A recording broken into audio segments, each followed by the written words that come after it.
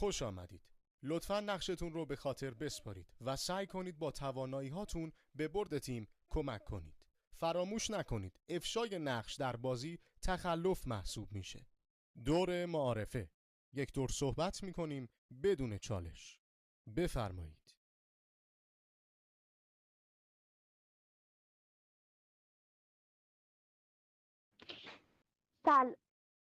سلام به همگی. من شماره 1 بازیم. خیلی خوشحالم که دارم باهاتون بازی میکنم و امیدوارم که یه بازی خوب داشته باشیم و شهرمون